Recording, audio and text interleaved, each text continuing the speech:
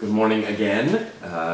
We are reconvening for another installment of the interview with Sue Thrasher. Today is Sunday, September 24th.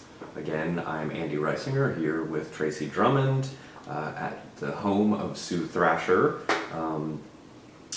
doing an interview for the Department of Special Collections and Archives at Georgia State University for the Great Speckled Bird Oral History Project. And Sue, again, if you will confirm and consent to be recorded. Yes. So yesterday we talked a lot about your involvement with the Institute for Southern Studies, and I wanted to follow up this morning because the Institute started in 69, 70? I think certainly we started working on getting it together in '69. And you continued working there through 1978? I believe, and I would have, I'd really have to go back and check calendars and stuff, but I believe that I left Atlanta in '77 and went to spend a year at Duke, at the Duke Oral History Program. And then from there, went to the Highlander Center. So I think I was still connected with the Institute and Southern Exposure during the year that I was in Chapel Hill, Durham area. But we closed the Atlanta office, and I think that probably would have been '77, because I did go to Highlander in the fall of '78. So based on everything that we discussed yesterday about sort of the organization and operations, mission, and on-the-ground work of the Institute, was that pretty consistent through the years? I know that you indicated that when you started, the idea wasn't necessarily to create a journal and sort of have that be the central focus. But from the point in 70, 71 when Southern Exposure started publication, was that focus pretty consistent through the remainder of your time there in 77? The focus on publishing or Yeah, on Southern Exposure and just the orientation of the Institute. Is there a change or an evolution or some sort of periodization that you think of? As I said, I think we were on the ground learning. I think two things. One, I think even in our unsophisticated way, we knew that it was important to create institutions.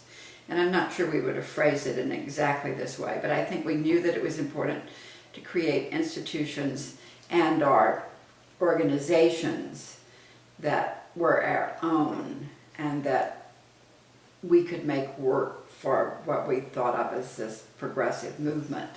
So I think that in creating that institution, I think we all were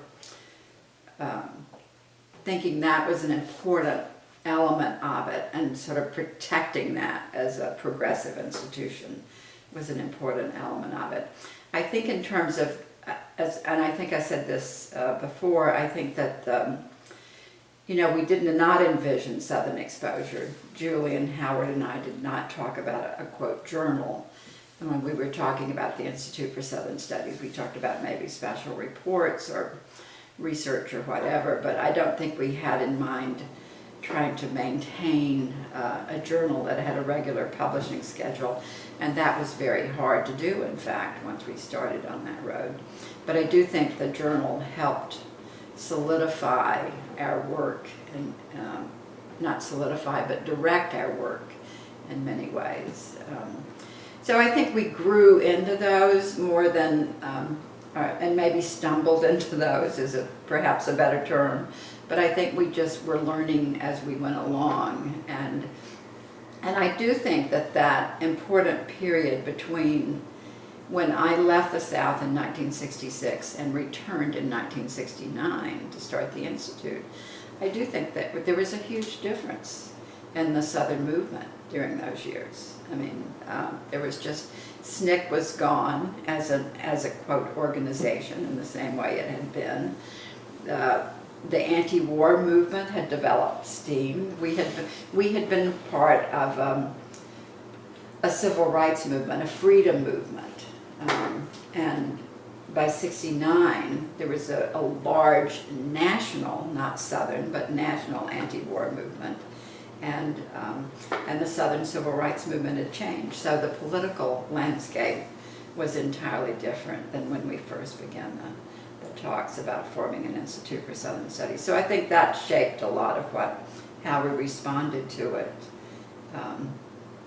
But I think the intention was always, and I don't think this ever changed, and I don't think it's changed to this day actually, with Southern Exposure as it now is, and the Institute for Southern Studies as it now is in Durham. And I think the intention was to create an institution that could help make the movement stronger by getting information out to people.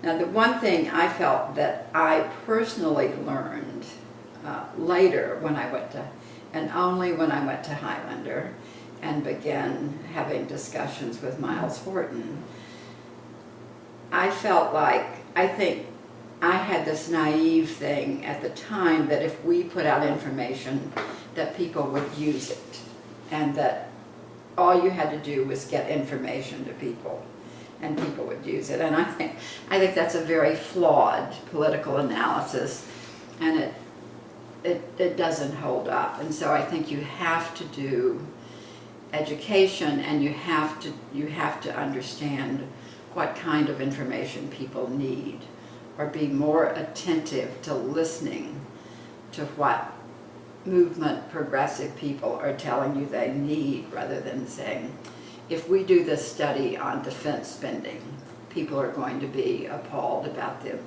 the way that the Southern economy is attached to the militarism. And so I think I began to do some self-criticism or some analysis really of that whole position about information and how it gets used, and what people need and want, and how you think about responding to what people on the ground are telling you, essentially, when I went to Highlander. And began really to think about the difference in organizing, just solely organizing people to get something accomplished, and actually educating and twinning education and organizing always, and not just organizing, but education and what that means. But that really, I don't think I think that I didn't have that kind of reflection, certainly, until I went to Highlander and started working at Highlander and having discussion with Miles and reading about the history of Highlander. But I think the Institute really was focused on sort of strengthening the movement by getting information out that was useful to people. And I'm not saying that what we did was not helpful. I think it was. And I'm very, very proud of those early issues of Southern Exposure. So. And in your many years working there, are there any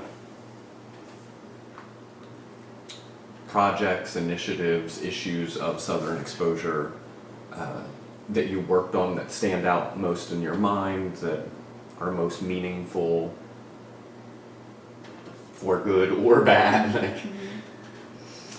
Well, for me, it would certainly be the no more moaning issue. And I think when I look back at that, I mean, for me, the most important learning experience from that period was coming into the oral history work, with working around movements of the 1930s and interracial movements of the 1930s and labor movements of the 1930s. So sort of stumbling into that was one of the, I think, the best, that was for me work that I remain very proud of, glad that I did, and glad that I learned how to do it. I mean, it was all a learning experience for me, so it was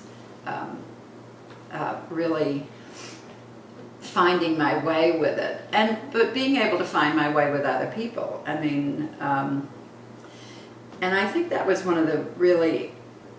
it was one of the important things about Southern Exposure, and it was certainly one of the, I would say it was a dominating factor of all of the movements of that time, is that you were working collectively, or you were working cooperatively with other people. You were not sort of cowboying out there on your own about what would work and what wouldn't. So once I began getting interested in Southern Exposure, it was a discussion, in oral history, it was discussions with Leah and discussions with Jacqueline Hall that put that, it was sort of finding our way together with it and then trying it out and then finding a larger community of people to talk to about that. So on the one hand, you're learning all about it, but you're learning about it with a coterie of people that you trust and who are helping, doing the same thing and helping move it along. So I think it was both doing it, but doing it in this collective, cooperative kind of way that was important. So the oral history to me was, I think it was huge. I mean, I learned a lot from doing the historical interviews. I was able to, and Anne Braden was absolutely right. I was able to see myself in the context of a longer historical movement, not just something that had popped up in the early 1960s, and not something that was specific to my generation. I think all of us, the activists of that time, we all had a tinge of arrogance about us, that we were saving the world, we were doing this, we were different from everybody else, and the history stuff could certainly help take the edges off of some of that for sure, and you could begin to see yourself. Trying to remember, I don't know whether I think I told this story before, but I will retell it just in case. An important moment for me in that regard, and I'm sure it's one of the things that helped me get interested in going back and doing some of the history, is when we were training for Mississippi, Freedom Summer in '64, our little group that was going to work in the white community spent the second week of that orientation at Highlander, working with Miles Horton and Amy Horton. And we took a break around Thursday of that week and went up into the Great Smoky Mountains National Park, and and I remember, vividly, we were in Cades Cove National Park, and we were in two different cars, and one of the car in front stopped, and had just heard on the radio that the car that Mickey Schwerner and James Goodman and Andy had been driving in had been found, and so it was like this scary moment of recognition that the 3 civil rights workers in Mississippi were probably dead. But that night we drove off of the mountain, literally out of the Great Smoky Mountains Park, and went down toward Townsend, Tennessee, and stopped at the home of Florence and Sam Reese, who lived in that area at the time. They lived about an hour away from the Highlander Center. And Florence Reese is a woman who wrote the song, Which Side Are You On?, whose husband Sam was an organizer with the United Mine Workers in Harlan County, Kentucky. And they had to leave their house one night in the middle of the night, and Florence penned on the back of a calendar the song, Which Side Are You On? And so we sat and talked to Florence and Sam Reese in their living room, all of us who were about to go into Mississippi.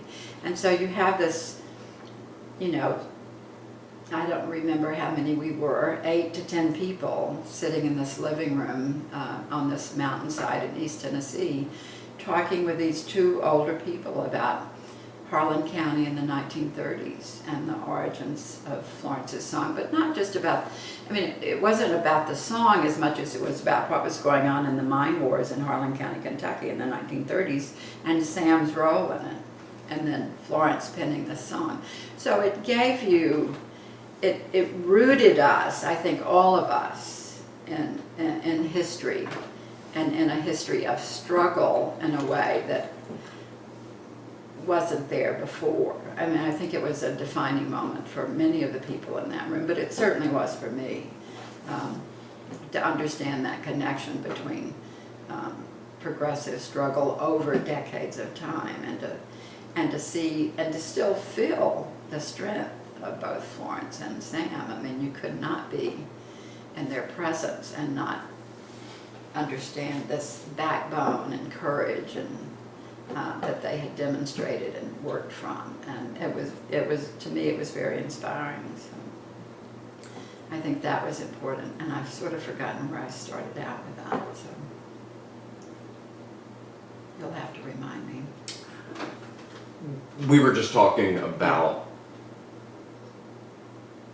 the years of your work Yeah. with the Institute, and Yeah, and I was saying that the oral history was really important for me, and Yeah. it was. I mean, and certainly the issue of No More Moaning. But later, I think after we completed No More Moaning, which felt to me like it had taken, and I think it probably did, a good 6 months of my life.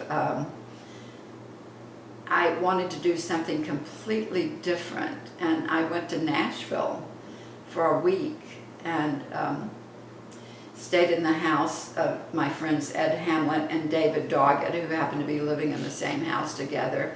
And David was a photographer. David Doggett was from Mississippi. And he had worked on the kudzu paper in Mississippi, which was a compatriot of the bird.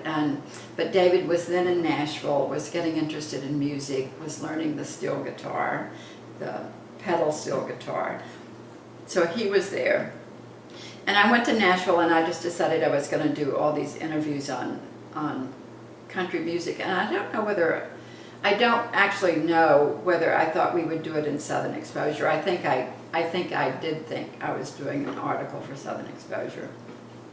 But I also knew that some of them would run in the Great Speckled Bird. So I just went and did a whole week of interviews in Nashville, and I did some fabulous interviews. Just, again, stumbled into some fabulous interviews that week. I interviewed Minnie Pearl. I interviewed Wilma Lee and Stoney Cooper, who were two, icons of the old country music, and did fairly in-depth interviews with them, which weren't journalistic interviews, and which was unusual for them, so they responded well to them. And then I interviewed shorter interviews, songwriters like Bob MacDill, who wrote a lot of songs that Waylon and Don Williams recorded, Amanda, and a lot of those songs. And I interviewed Billy Joe Shaver, who was basically a hero of mine at the time. I love Billy Joe Shaver. And I think, I don't know whether it was on that trip or another one, that we also spent time with the Glazer brothers in their studio. And the Glazer brothers were recording Waylon at the time. But, so I don't know, I'd have to go back and look. But I know that week in Nashville, and David would go with me and take photographs. Oh, and I interviewed Tom T. Hall, and that was a great interview as well. So it was completely different from than the progressive movements. It was cultural, and it was something that I had grown up with and was coming back to in many ways and trying to find out something about. But I thought they were terrific interviews. I have no idea whether they really are or not, but they were great fun to do. And I learned a lot from doing them. And then when we put them all together, we did a special issue on music of Southern Exposure. And that's the one where I think Rick Brown, and this shows the connections between the Bird and Southern Exposure. When you look at that issue, the cover of the issue is a hand holding a banjo with a tattoo on the arm, and I believe that's Rick Brown's father. But I know it was Rick Brown gave us that cover, and I don't know whether he had the photo or took the photo or how it came about, but he was instrumental in that cover, and it's a great cover. And I always thought it was a great issue, which probably isn't true, but I loved it because I had been able to do all of that, and it was different and fun, and at the same time, you know, I thought important. I didn't. By the time it was over, it's not like I thought it was as I didn't think it was any less important than the progressive interviews of movement people in the 30s, because it was another way into history and culture and so forth. So it was, I loved doing that. And so those are two of my favorite issues because I worked on them, I worked hard on them.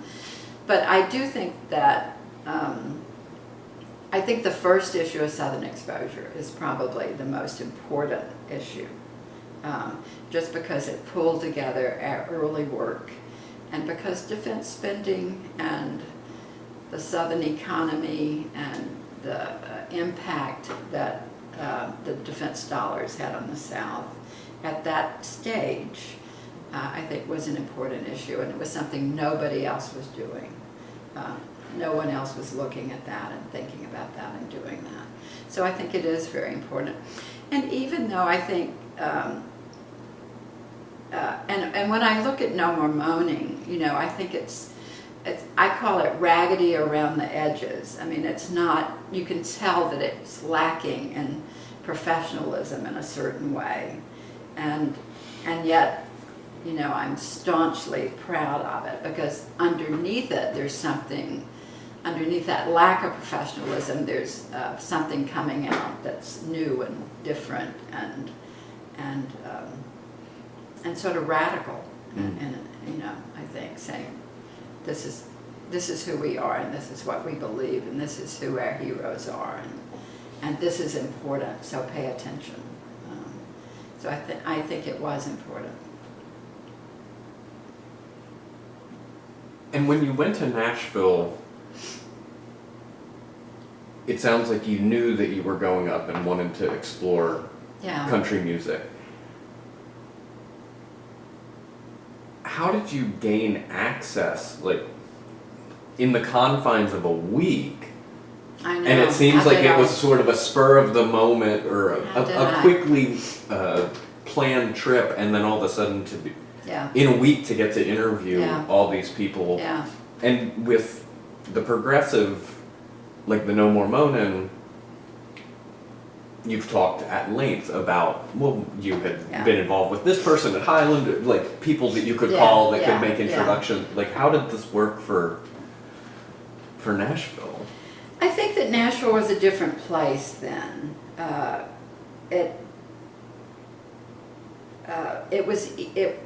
I call people. I mean, you know, I work the phones and call people, and I don't think, I did have some help. Bill Ivey, who you may know, who was, at that point was head of the Country Music Hall of Fame and Country Music Museum and Hall of Fame. And smartly enough, when they set up that museum, they hired a real folklorist. They hired somebody who was an academic folklorist to set up that museum, and Bill Ivey was, you know, his credentials as a cultural historian and archivist were there, and folklorists were there. So he had set up the Country Music Museum, and I think I must have interviewed Bill Ivey on that trip, because I did interview Bill, and I'm not sure at what stage, but he gave me some ideas. But you also could just call up. I must have just called up Wilma Lee and Stoney by finding, I don't know, I think I maybe called their house or something, and I don't know how I got that number, maybe from the record company or from somebody, but they were more than willing to meet and talk with me. And Minnie Pearl, that was a real surprise of an interview, because she is, and I'm not sure that Minnie Pearl is in the music issue. That may have come later. But first of all, she was a very, very smart woman with a degree, and had been very smart about her career. And it was just a, it was just a terrific conversation. I mean, I didn't necessarily feel like I was interviewing as well as I was having a conversation with her. And I think she liked it, and I think she liked the final product that we put out. But all of that was published in Southern Exposure. So having that strain in Southern Exposure over those years, I think was important, to not just be doing stuff on defense spending or so forth, to have this culture. And I think Southern Exposure always did have that cultural line going through it as well. But to go back and reclaim country music as part of my own heritage. And I think for me personally, getting involved in the civil rights movement in the early 1960s and being white and struggling with what it meant to be a white Southerner, it was really all about identity and coming to terms with being white and what that meant in the South. And so I really struggled with that, I think in a fairly transparent way. And I think that's what, in many ways, that's what SOC was about. I mean, this had to be a transparent struggle around being white and what your role was in creating something that was new and different and dealing with racism. And we didn't, I mean, it was personal. It was very personal, but I don't think, I'm not sure what I don't think people took it personally. And I guess what I'm saying is, I think there was, on the one hand, there was some defensiveness in it, but there was also this sort of push to deal with it, but to deal with it kind of publicly and not be private about struggling with that. And because in doing so, you gave empathy and courage to other people to do the same thing. So I think that was an important part of that. And for me, I think coming back to country music, which I had listened to during all the years I'd grown up, and finding out what I really liked about it and what I really didn't like about it. And I liked some things, I didn't like all of it. I've never liked and country music was beginning to change at that time. I mean, the old country music singers like Hank Snow and Ernest Tubb and Wilma Lee and Stoney and Roy Acuff were being replaced by a younger, slicker version. But the younger, slicker versions in some cases were women like Dolly Parton, and but then there were another generation later there were even more younger, slicker versions. Mm-hmm. So, but it was still very much at that point I thought country music was really it was a fun kind of time in that period, and certainly Dolly and Porter and all of that were really important pieces of it. I can't remember whether I sat in on one of Gene's interviews with Dolly. I think I remember going to a concert with him where we did talk with her backstage or something, and I know we did interview together. Well, I don't know that actually.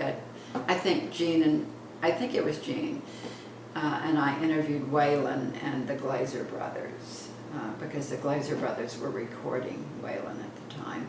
But we did.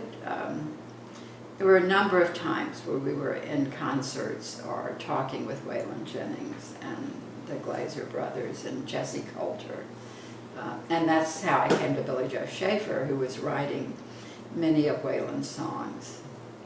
I never got to interview Willie, which is too bad. There's still time. Yeah. He's still very much alive. Yeah. Those interviews that you did, Did you record them? Yes. And where might... This is the saddest story of all. I did record them, and especially the Minnie Pearl interview and the Wimley and Stoney, which I think are the two probably most important interviews because of who they are and the way those interviews were not, they weren't journalistic in any way. They were really more in-depth interviews with more, I think, with critical people. But I'm trying, I think at the point where I was, so I had them, I had copies of them. I don't know, I doubt that there were copies in the official Institute for Southern Studies papers, but there may be, there very well may be, because we tend to we had, you know, everything was paper then, so that there may be copies, but I definitely had copies of both the tapes and the transcripts, which I would transcribe myself. And when I was getting ready to move from Highlander and go to grad school at the University of Massachusetts, I was really trying to clean out a lot of stuff. And I had stored a lot of things at my mother's house here in Savannah, and so I guess one of the things I had in either my house at Highlander or here at my mother's house was this box of tapes from Nashville. And I couldn't decide what to do with them, and I didn't want them hanging around, and I knew that the Country Music Museum and Library had kept stuff, but instead of making arrangements with the Country Music Library and Museum and getting in touch with Bill Ivey and asking if they wanted, I was in such a hurry to move to graduate school and so forth. I literally took the box and took it by the Country Museum and Library and just put it in the library and said, I'm donating this to you. And I think it probably had my name on it and a note, but I never knew what happened to it. So I don't know whether someone was there, thought just another crazy person trying to dump their stuff on us, and these aren't important, or we need to do our own interviews and this is not professional. So I don't know what happened to those interviews to this day. But they could be there. Somebody could have taken it seriously and possible listened to it. It's very possible they could be there. I think that the chances are not that likely, however. I think it's more than likely that somebody thought, oh, this is just not, you know, who knows. But they're gone. I don't think I even have a copy of them, which is unusual because I usually kept copies of things. But I don't think in my papers I have a copy of them, of the transcripts. I wish I could find it. I did find an interview we did with Phil Oakes, who came to Atlanta during that time. And Phil Oakes was in his, he was not healthy at the time, to say the least. But he came to perform in Atlanta, and we got in touch with him, and he was staying at a hotel near the Institute for Southern Studies. And Neil Herring and I interviewed him, and then maybe after his performance. And then the next morning he came, I think he came down to the Southern Exposure office and met Leah and other people. I know we had lunch with him, but he was having a beer at 10 o'clock in the morning. He was into alcoholism at that point, and which is why I say not healthy. And I did for some reason hang on to that interview, and it wasn't a long one. And I kept looking at it. I kept looking at the transcript and saying, who the hell is NH? Who is NH? Who did I do this interview with? And I couldn't remember. But years later, I met Phil Oakes' sister, Sunny, in upstate New York through another friend. And I told a friend that I had this transcript and article that we had done on Phil, and she said, oh, I'm sure that Sonny would like to have that. So I took it the next time I went over to visit her. I went down in my basement, pulled out the copy of the interview and made a copy of it and took it to Sonny. And we spent about an hour visiting with her, and she pulled out a book that had been done of interviews with Phil, and this interview was in it. And it said, and I said, well, who is NH? And she said, it says here it's Neil Herring. And I said, oh yeah, of course it's Neil Herring. So I then, of course, rapidly told Neil this story, and he was pleased. So. But Sonny had the interview and had made it available to somebody else, and I never knew that the book had been published with it in it. But I was glad.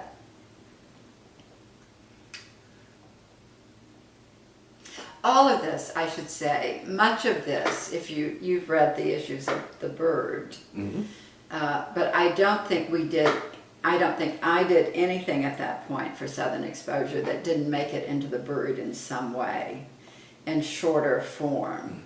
You know, the interviews would be long articles appearing in the Southern Exposure Journal, but there would be shorter articles. And apparently there was a series in The Bird, which Jeannie Guerrero just gave me. And it looked like there was a 5-part series on country music. So it may well have robbed a lot of what was in Southern Exposure to go into, or I may have tried it out in The Bird and then edited the final article for Southern Exposure. But there was always that relationship between The Bird and Southern Exposure that I was bringing, and I think other people were bringing as well. And so with your job at the Institute, would you characterize that you were as much as managing and, you know, being involved in the functioning of the organization, the institution that it was, that you were spending an equal amount of time researching, writing? Yes. Throughout the years? Yes. Yes, I think we all did a little bit of both. It wasn't that I was the only one doing it. I mean, I was the quote co-director, but I think we were all doing managing, and you know, we worked together. It really was a cooperative effort. I think we thought we needed titles to satisfy foundations, essentially, but there was never, I don't think anybody ever thought that I was the director that would tell people what to do. I certainly didn't think that with Howard Romaine or anybody else that I worked with, and didn't, and certainly wouldn't have wanted to do that. So we all did a little bit of everything. I may have done a little bit more in terms of the office management and so forth, but I don't feel that as you can see, I did get out and do other things. And did you also, did the Institute have a bookkeeper or a sort of financial person, or were you all responsible for that? We did not have compiling a bookkeeper. Financial statements? No, we did not have a bookkeeper. And it's a very good question. How did we manage to stay legal? I think Jerry Cohen, having a lawyer, was critical. And I think we probably found somebody who would audit our books, because we would have to have had an audit on an annual basis. So we were able to keep minimal records that we needed. We were a 501c3 organization, so we had to do that. I mean, there wasn't any choice, really. And I think Jerry would remind us of things that we had to file annual reports because we were a 501c3. So we had to do that. I have a feeling that when Bob came, he was good at that, and he may have picked up on a lot of that. Howard was useless at that, and I could have done it, but I don't like numbers. So, I would have done it under duress, but I think that Bob was probably good at it, and my guess is that he picked up and did a lot of it. Leah may also have done some of it, but I don't think we had anybody who was, quote, a bookkeeper. I should go back and look and see if we had somebody who was designated as treasurer, though, because it may well have been somebody like Reber just helping us out. Somebody who was actually better at it than any of us. But it would have been a volunteer position for sure. Mm-hmm. We didn't pay anybody to do it. Yeah, but just the administrative Yeah, side, like yeah. including the financial and the legal is. Yeah. I think we did that pretty well for people who didn't, I mean, as I said, I think that whole movement thing was people learning skills. And I was always amazed later at how much I knew about running meetings, running an organization, and establishing organizations compared to people I knew who didn't have that movement background. And I think that movement people learned a shitload, if you'll excuse my language, by doing stuff, and became quite capable doing things like that because they learned it doing their movement work.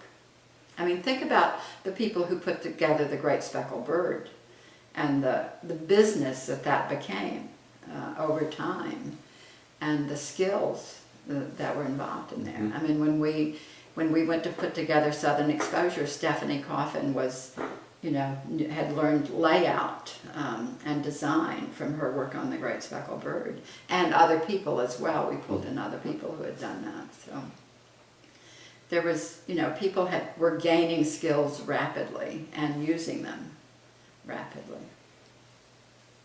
And correct me if I'm wrong, I'll make an assertion that you said you learned so much,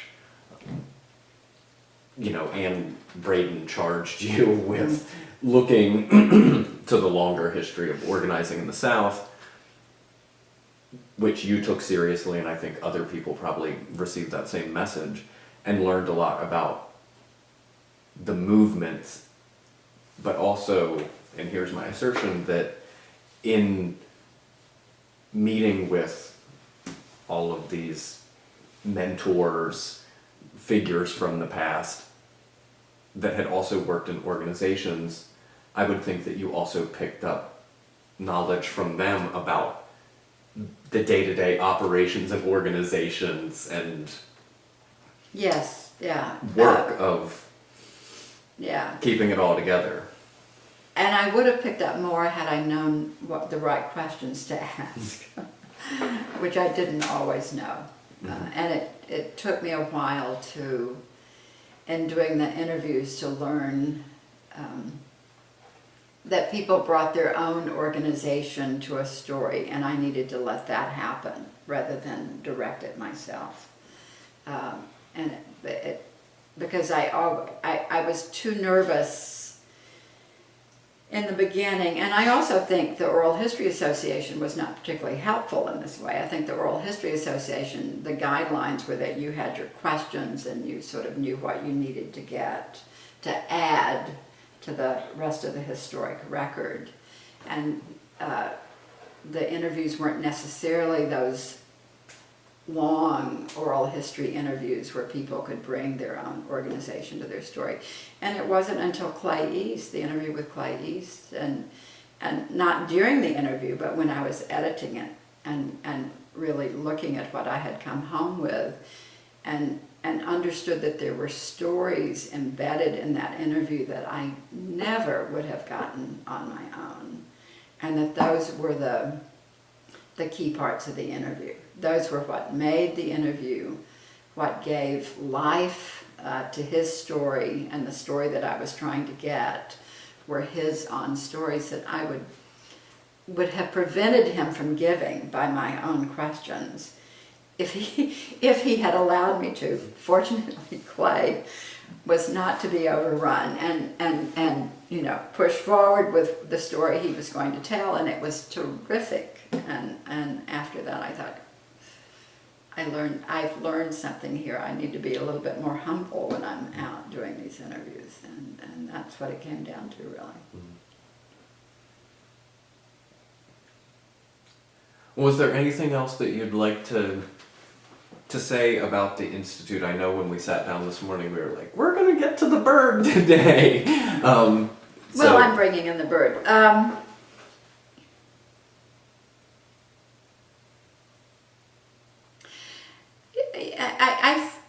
No, I think the Institute, when I personally think of the Institute, I think it's one of the most important things I did. I think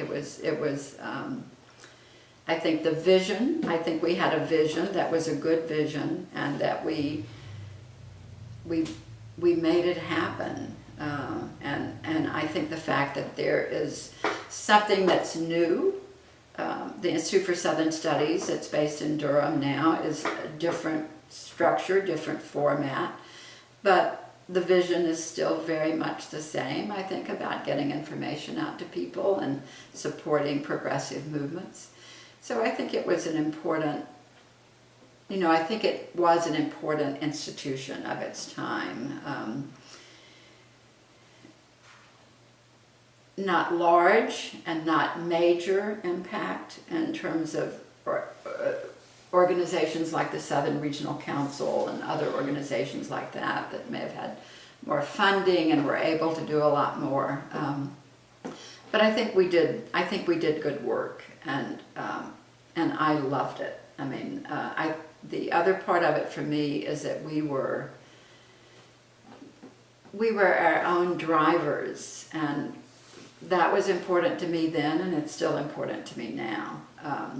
There was a point after I came back from Mississippi, well, actually it was just before I went to Mississippi in 1964.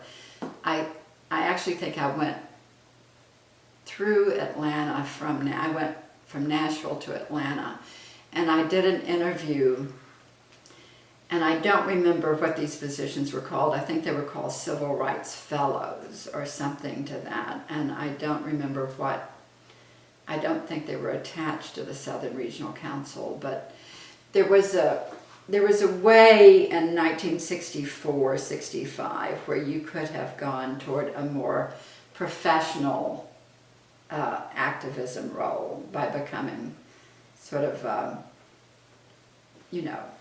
going into a more solid organizational structure. So there was a program, and I believe they were called Civil Rights Fellows, and I interviewed for that, and I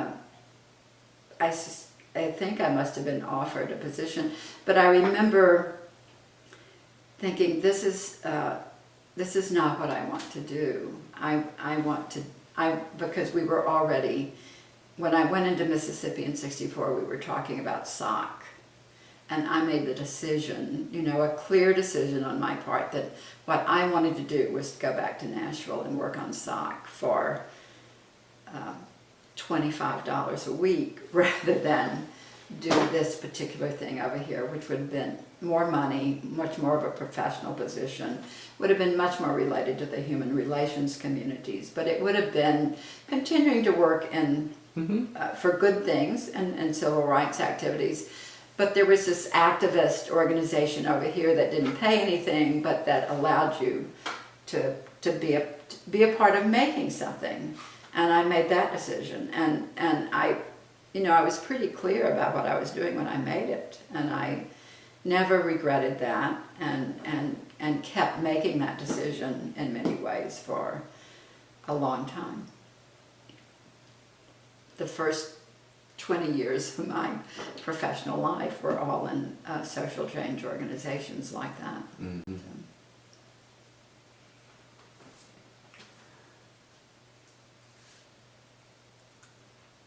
So we'll go back again. Okay. Or actually, I guess we'll go a little forward from 64. Okay. So you came to Atlanta in 1969. Yeah. With the purpose of getting together with Julian and Howard. Right. For the bringing together of what would be the Institute for Southern Studies. You get to Atlanta that summer, and you move into an apartment on 9th Street? Is that? I moved into an apartment on 9th Street. I came through Savannah, and my father and mother had started the greenhouse at that point. They'd had a Datsun pickup truck that had, remember those wooden slabs that used to hang, they have it on the side of pickup trucks. They had a little Datsun pickup trucks, which were quite new then, that said Ma and Pa Thrasher's greenhouse, and they gave me that truck. And I took the slabs off because they were terribly embarrassing and not very cool. Country. But I took my Datsun pickup truck to Atlanta. That's what I had. Adorable. When I arrived in Atlanta and moved into the 9th Street apartment. And I moved in next door to Tom and Stephanie. I lived in an apartment building, and they literally lived next door in a duplex they lived on the other side of the duplex. And so I was right next door to them, and Zachary was a baby when I moved in. And so I immediately became close friends of the Coffins. Did you know them beforehand? No, I'd never met them. Did you know about the bird before you got to it? I did know about the bird because of Howard and Jean. Howard and Jean were, remember, close bosom buddies. So I definitely knew about the bird and knew that I would be a part of that community. I knew there was a community of people there. And these were all sock folk. Yeah. So I met Tom and Stephanie right away, and met other people on the bird, but my day job was setting up the Institute for Southern Studies. But I think pretty early began going to co-op meetings, because the bird had a structure that wasn't just a staff-run structure. It was a co-op, and it invited people to work in different ways. So I could be a member of the co-op and do whatever I could do. And I don't remember how soon I started this and time-wise, but I know that at some point I offered to edit. I think my initial thing was I edited international news. And that was a terrific job, because what it meant was that every week I would read through the LNS news service, the Liberation News Service, and pick out stories that the bird would then run as a part of its international coverage. I think we very seldom did stories of our own, that we were using the Liberation News Service stories primarily. But it kept me informed. I was always interested in international issues and had been from the beginning. So I liked doing that. And going through the LNS every week was it was like the best news composite you could ever get. I mean, there were fabulous pieces of journalism in there. So I would do that and then pick out what might get in the bird, and then the editor would decide if there was room or if that would run that week or whatever. And then later, I think Becky Hamilton and I became sort of co-editors on women's issues, and would try to find articles on women's issues that would go in the bird, and both of us were working on that.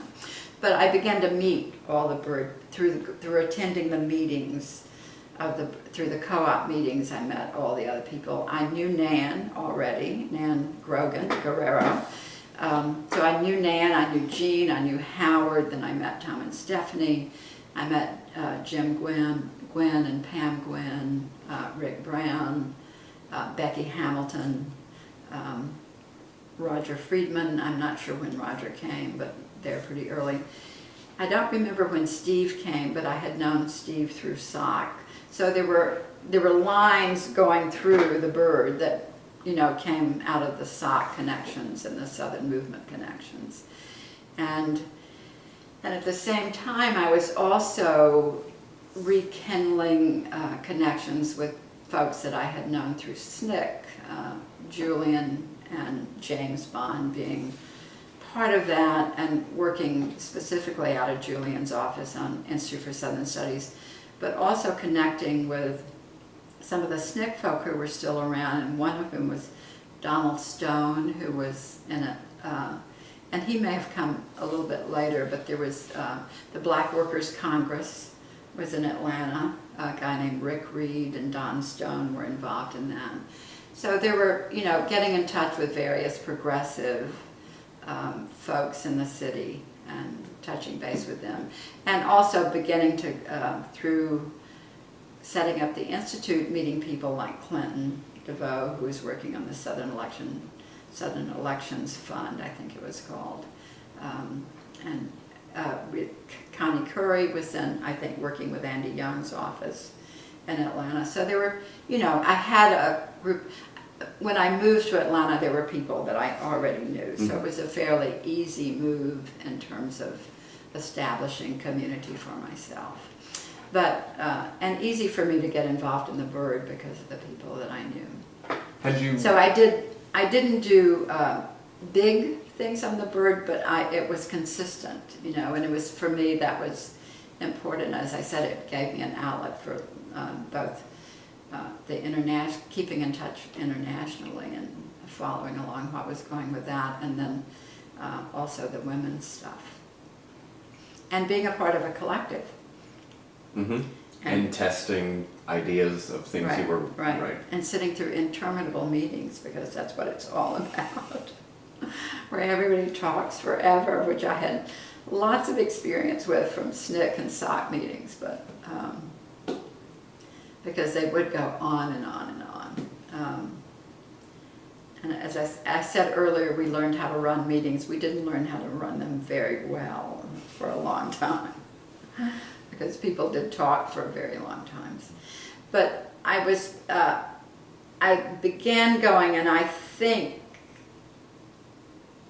I actually don't know, but I think that I was early on in the Bird Women's Caucus, and I think that the Bird Women's Caucus came about because Nan Guerrero sort of insisted that there be a caucus of women on the Bird, and it became, the Bird Women's Caucus was probably my entry into feminism and to a feminist consciousness.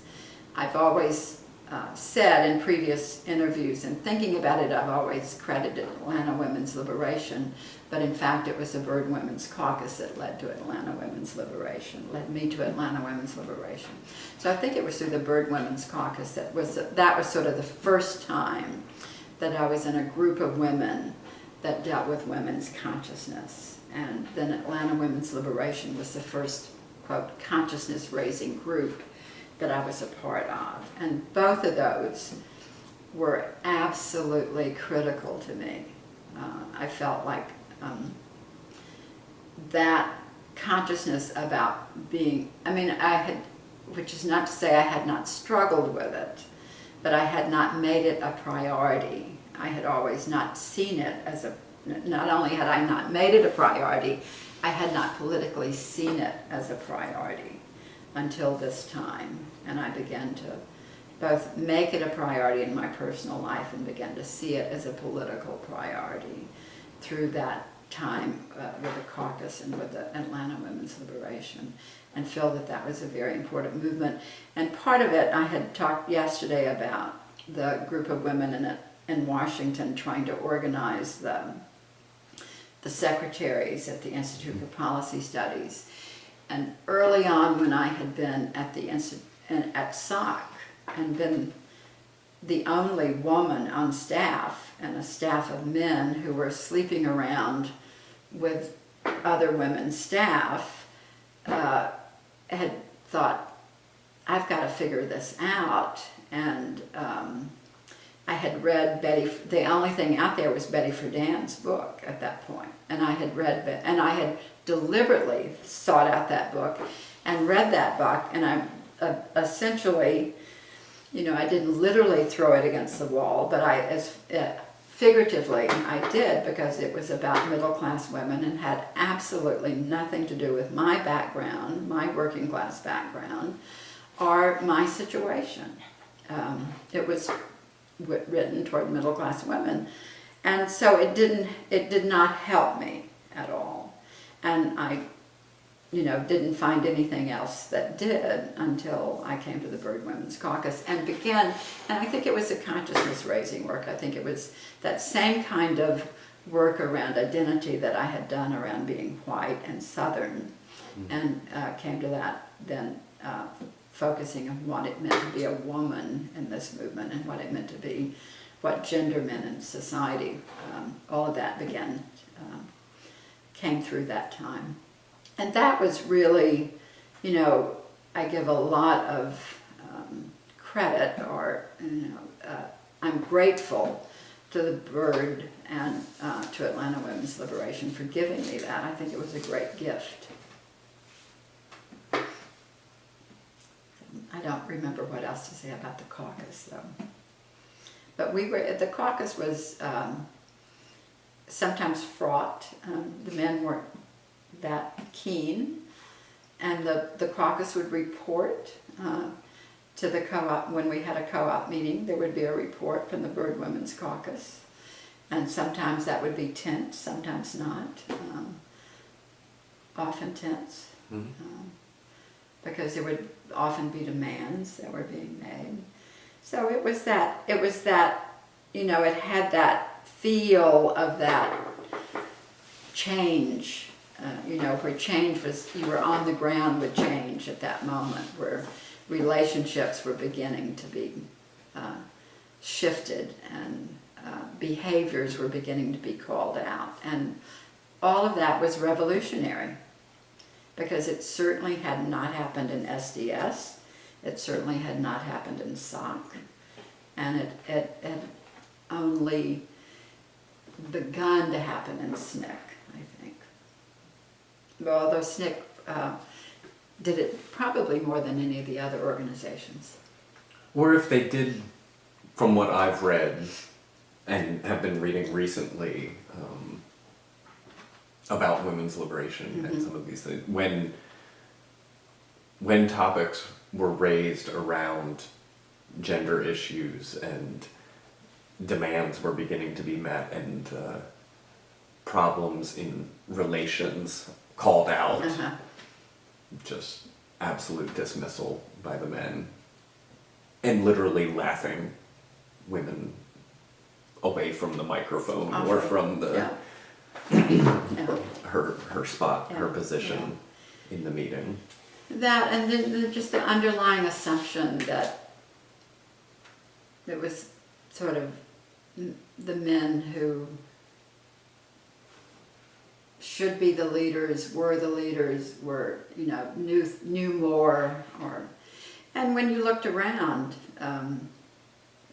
indeed that was often true. I mean, there were women certainly beginning to take leadership positions, but far outnumbered by the men.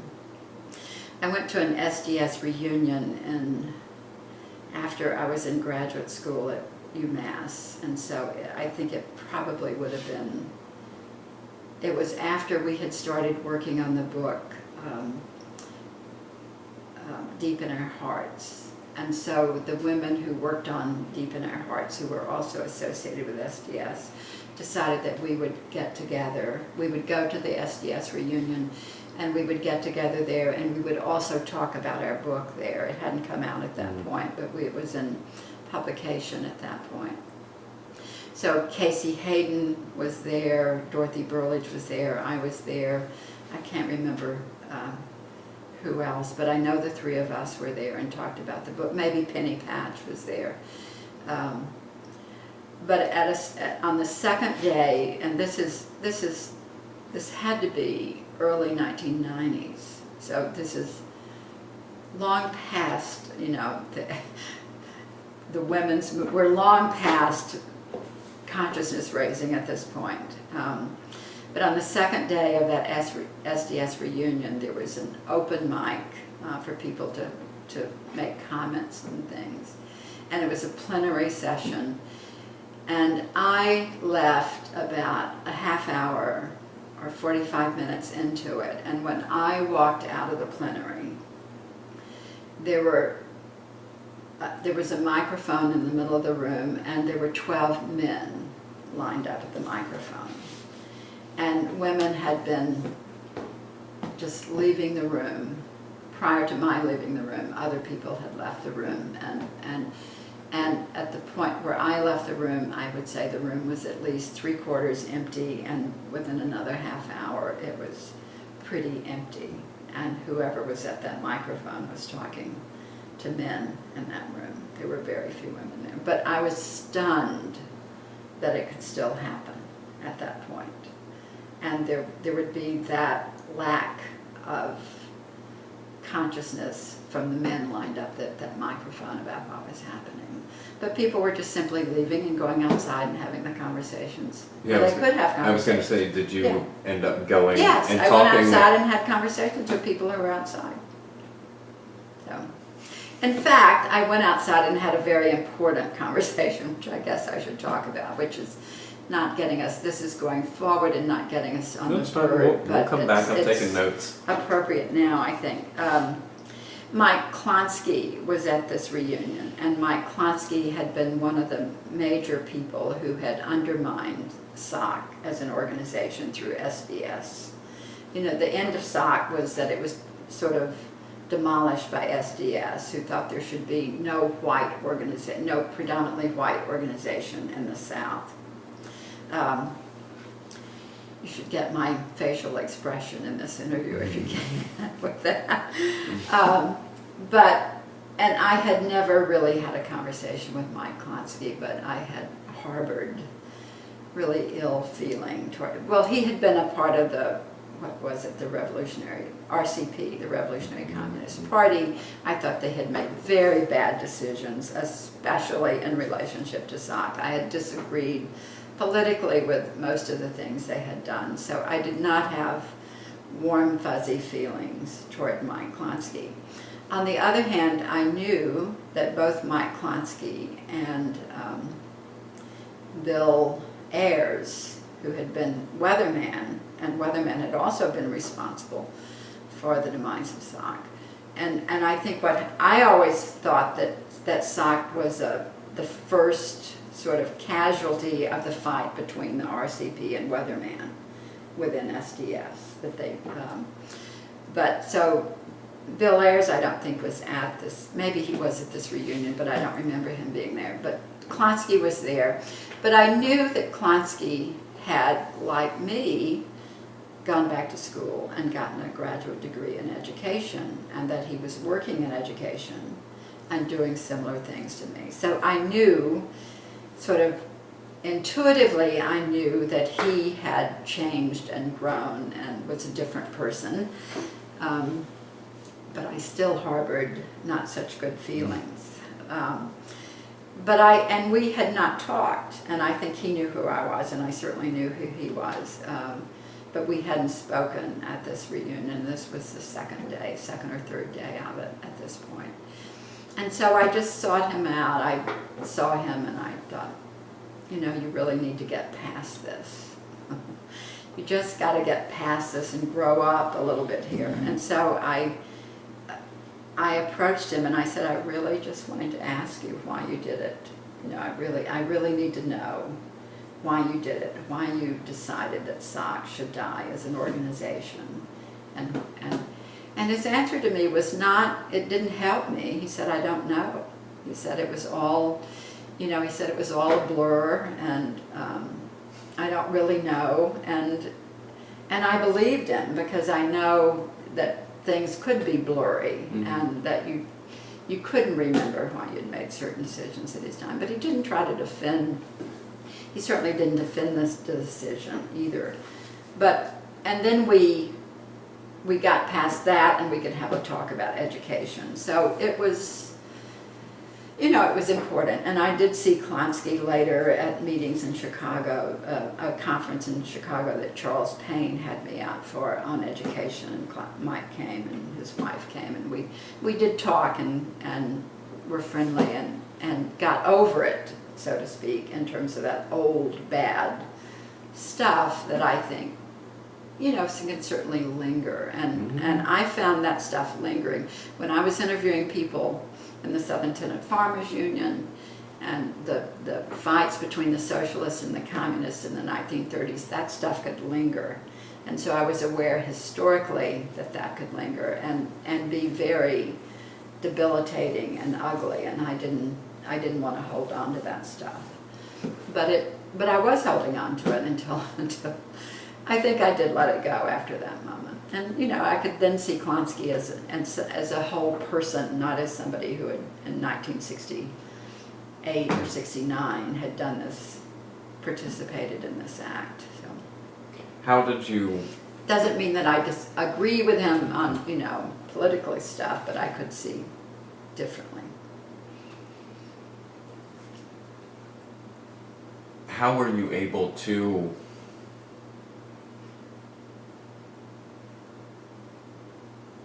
get okay, for lack of a better way of saying it,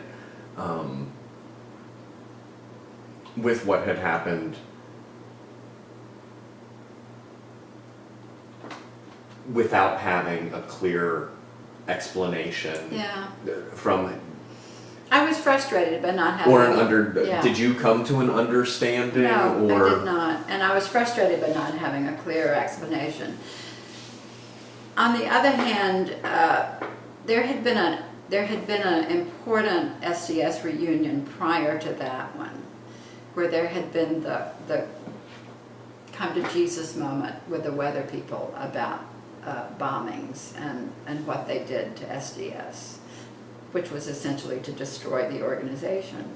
And I had not been at that meeting, but at this reunion that I was at, there was reverberations from that meeting, and it was often referred to whether people were there, and people were getting along, and people were sometimes critical and sometimes self-critical. It wasn't revisited necessarily as a topic because it had been dealt with earlier. But I think there were terrible and mistakes, I don't think is a good enough word for it. I mean, there were incredibly bad decisions and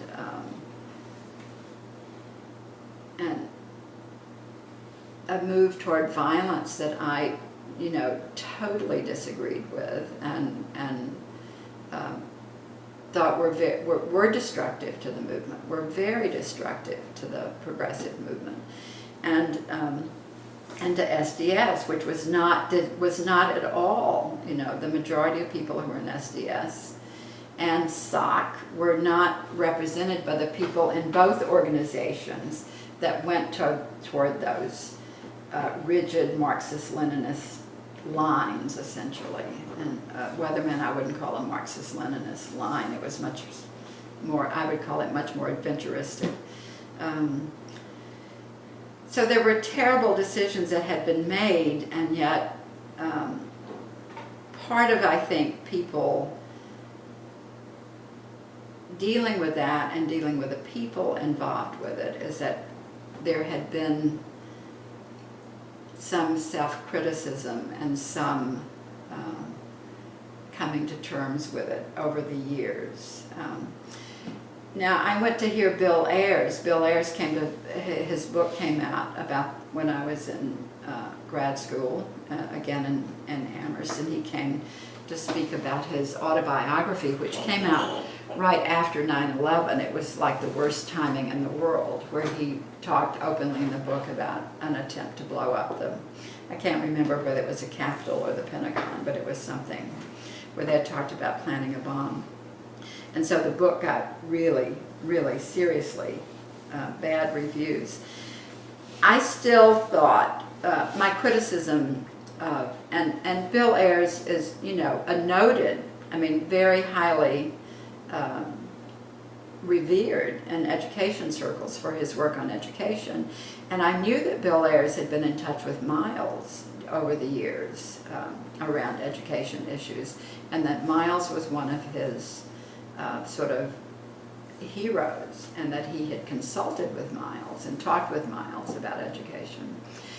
I still felt that there was, I felt it more with Ayers and Klonsky, but I felt, and I'm getting very personal here, and this is probably not that good, but, I think of them as examples really, not, I don't even mean to personalize it that much, but I still think there was that macho, privileged arrogance to it. There was still that entitlement there. And I was worried when I went to when I went to hear Bill speak, because I felt like there were a lot of people in the room listening to him who saw him as this great hero because of his radical background. And I think you could still appreciate what he had done and that radical background, but he wasn't a hero, and he had made very bad decisions.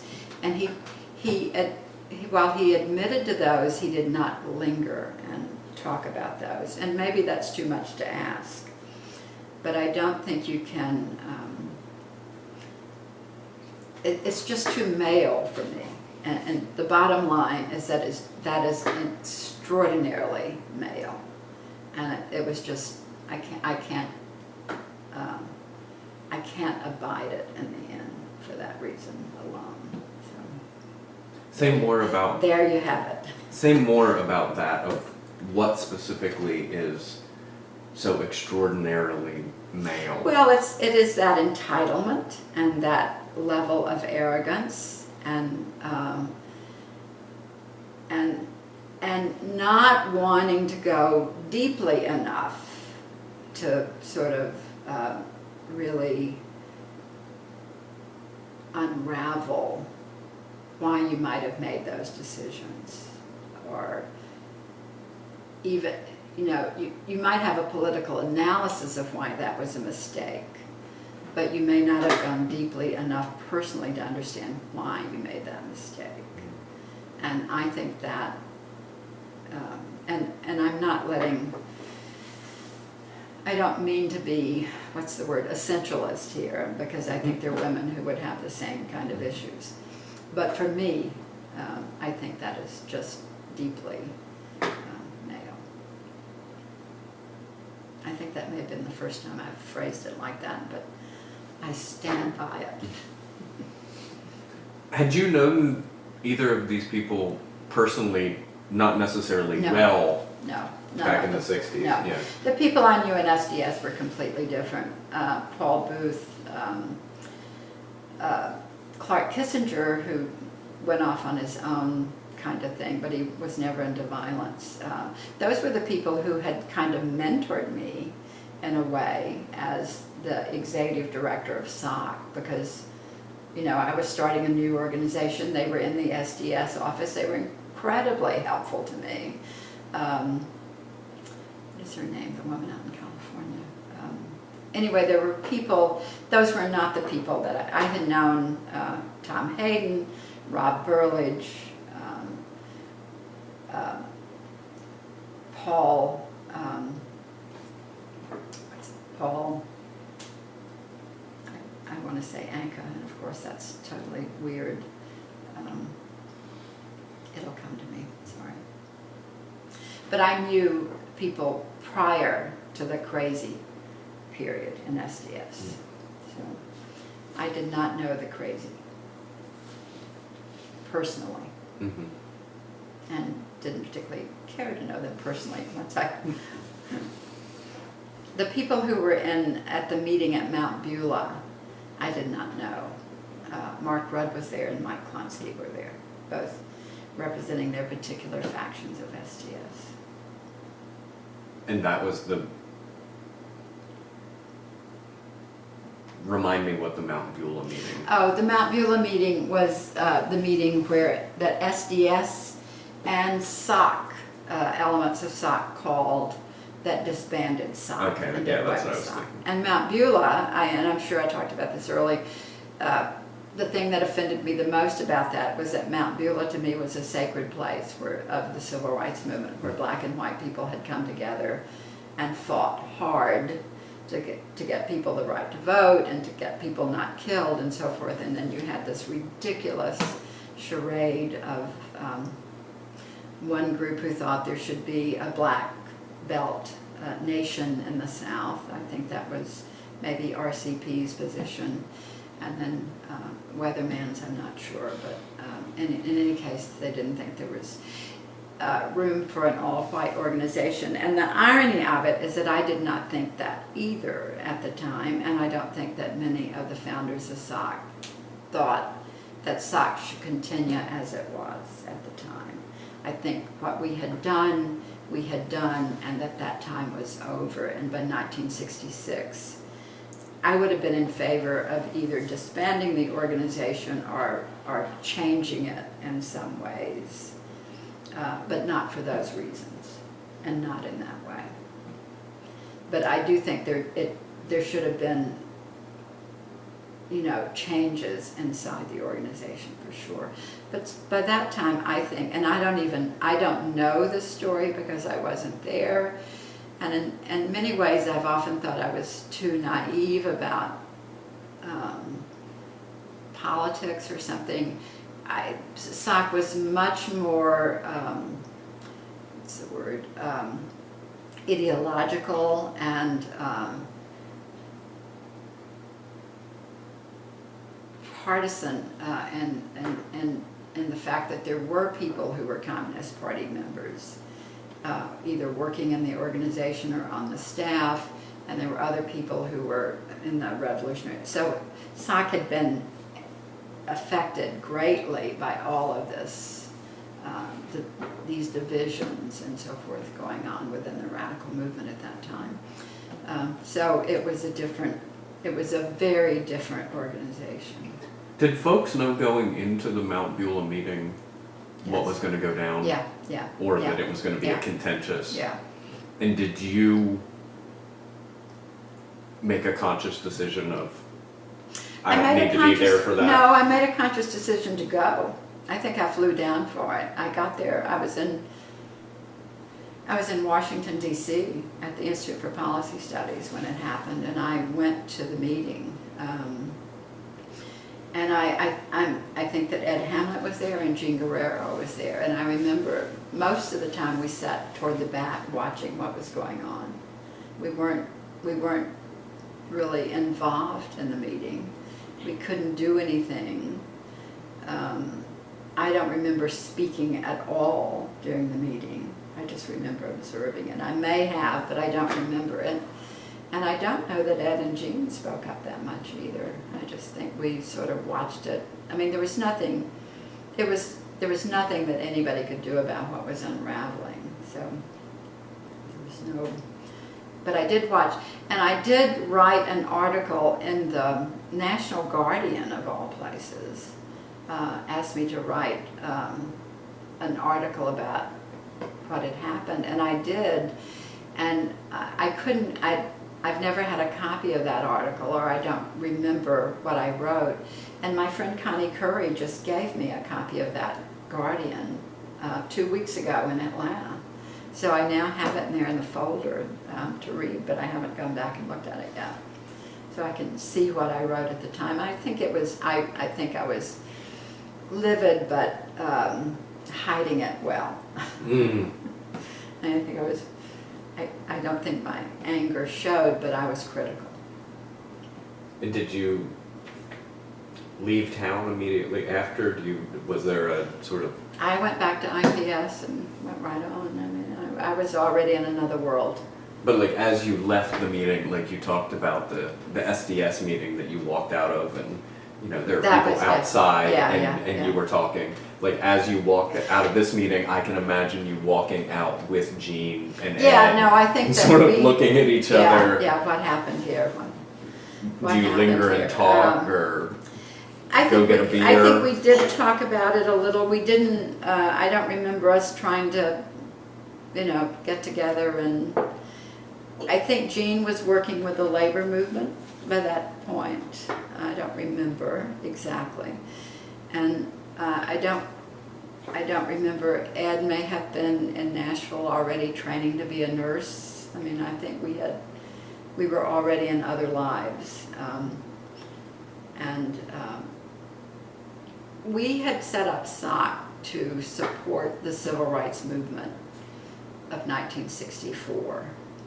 And that movement was no longer there. There was no need for a predominantly white student organization in the South at that time. I would absolutely agree with that. Now, it may be only now that I would phrase it that way. I don't know whether I would have phrased it that way then. But I certainly, if I had sort of had a clear view of what was going on in the Nashville office, I would have said, get rid of all, close this thing down, start over, this is gone. So I don't think even then, though, I disagreed with the fact that it should not be an organization. I disagreed with the critique of the organization as white. This issue of whiteness, I've always felt really clear, and Ann Braden would probably say I felt too clear about it. Through my involvement in the Nashville movement, through an encounter with John Lewis, through the understanding nonviolence, understanding his commitment to nonviolence in particular, I think I pretty early accepted and became comfortable with the fact that I was a white Southerner and claimed that identity, and then worked from that identity to shift what that meant. But I don't think I've apologized or even been defensive about it. It is who I am. And so I think you have to work from who you are, look for the strengths in who you are, and then work to change things. And to me, it felt that white people should work with other white people. Stokely Carmichael thought the same thing. I mean, many people in SNCC agreed with that position. And that just seemed the right way to go for me in 1964 and 1966. I still thought that in terms of civil rights issues and other things. But it didn't necessarily mean you had to have an organization that was competing with other organizations for that. But at that point, SNCC was not the SNCC it had been in 1964 either. SDS was different. I mean, it was all quite splintered by 66. Or this is not 66, really. This was 68, 69, really, we're talking about now. And there are other things at that time, like the bird. Yeah. A different phase of anti-war. Yeah.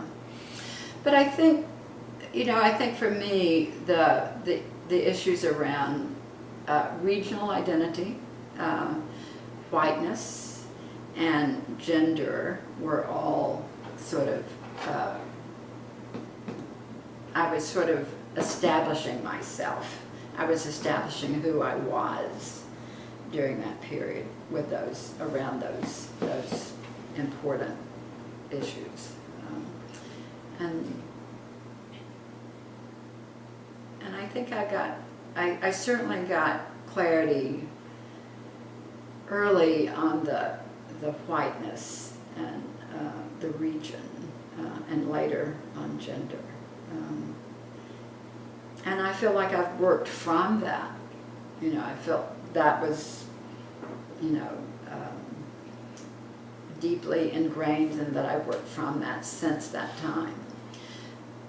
But I came to that from being embedded in a movement, a black movement. So that's what helped me get there. I would not have been able to deal with those issues had I not been a part of an interracial movement that was black-led, I guess is the way I should say it.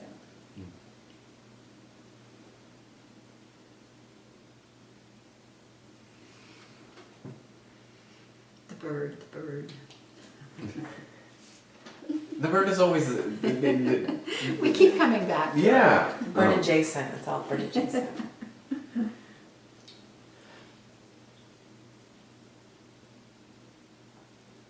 Before coming to Atlanta, because the bird started publication in March '68.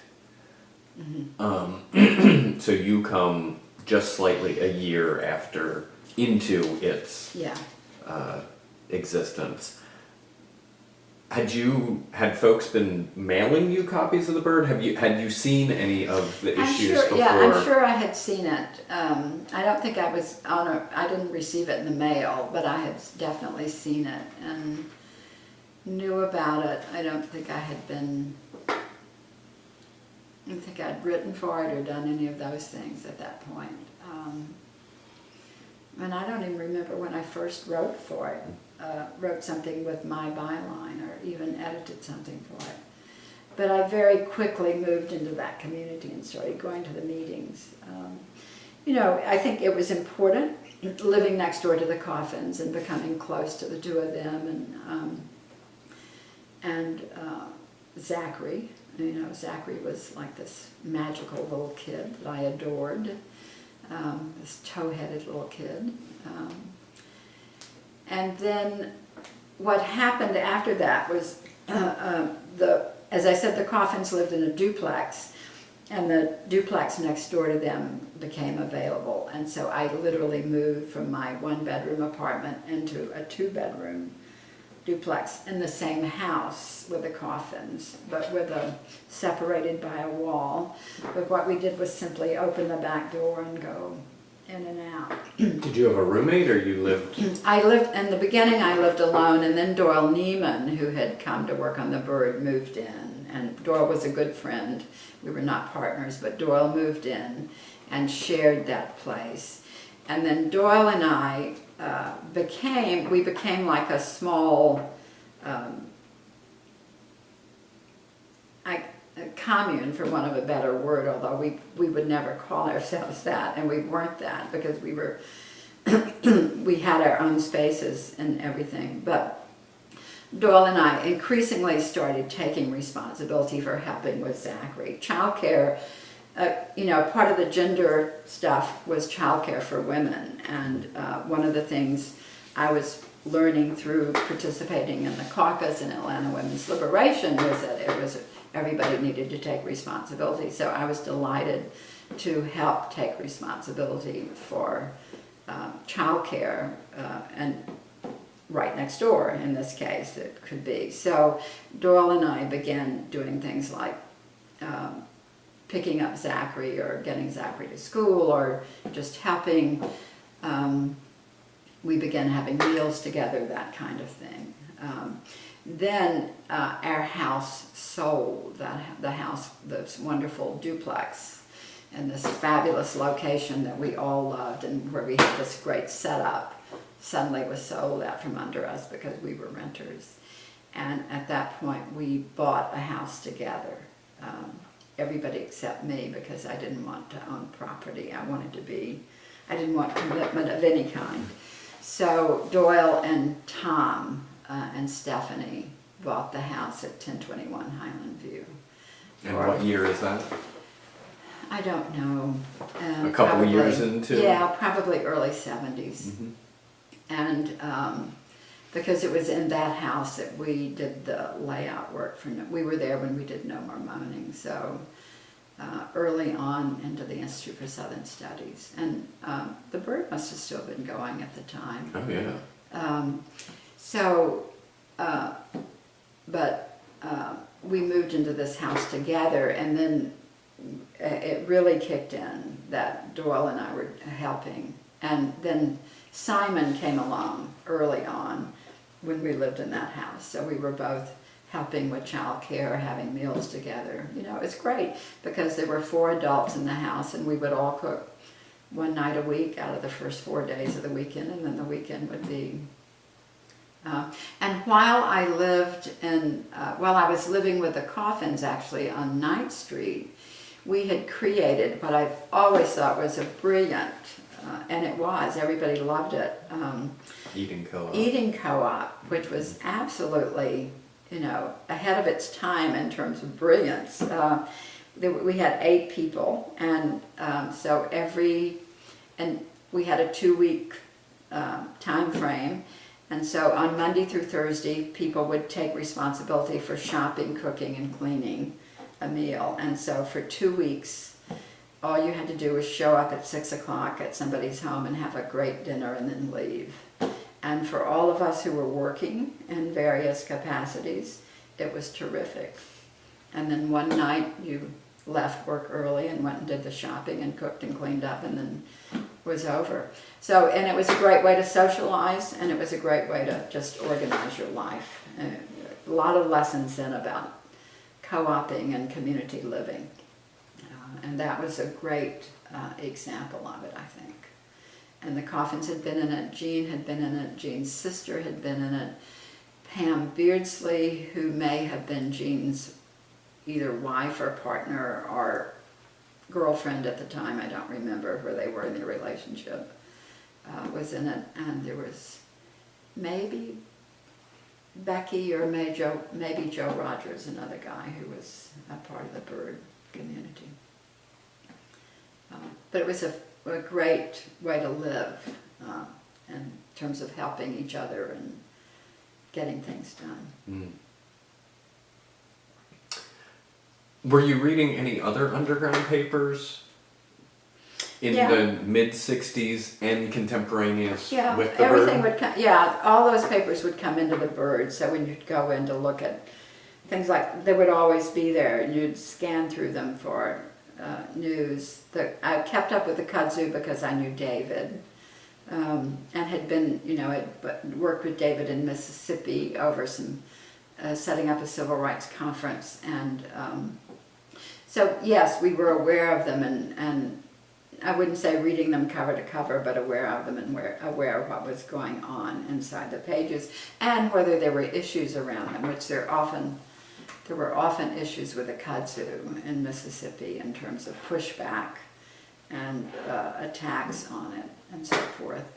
I went to Atlanta, I went to Savannah at one point to do a small consultancy for somebody. I would occasionally get asked to go do things from some of the organizations that had money. Like I went to the Gulf Coast for the American Friends Service Committee to do a report on Hurricane Camille. I was sent to Atlanta to do, not Atlanta, but to Savannah, Georgia, to do look at a nonprofit organization there, and that would just be a way of earning a little bit of extra money to support my almost non-existent income.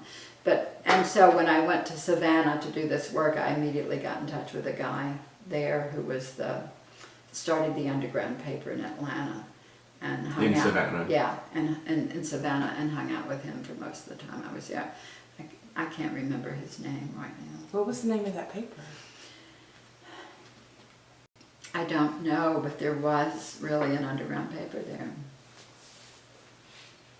I'm pretty sure there was a paper. I know there was a movement there, but I think he started a paper there. It must be in the archive somewhere. Tom would know. When you came to Atlanta, and you were aware of Atlanta had come through the 1970s or 60s at various points. I've been at a lot of meetings in Atlanta. Yeah.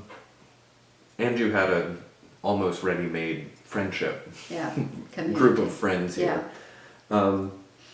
How would you describe sort of the social, cultural mood, the feeling, the energy of the city when you moved here? Yeah, great question. Wide open and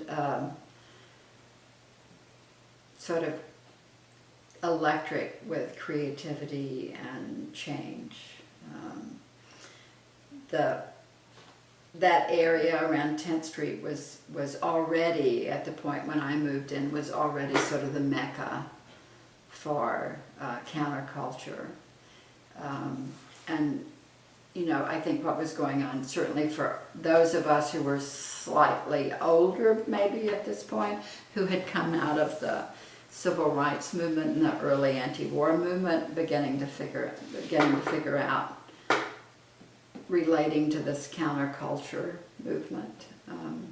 And for the Bird, that was critical, very critical, I think, for the Bird. But there was a lot happening, and it felt very free, and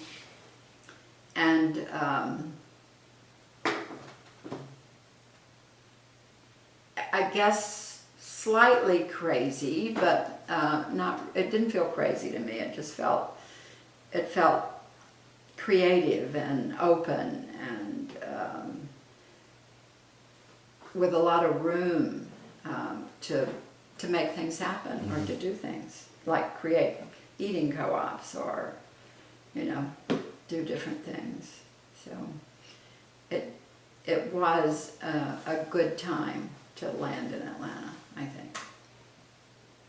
I didn't quite, I was a little too, quote, straight to figure out how to relate to the counterculture,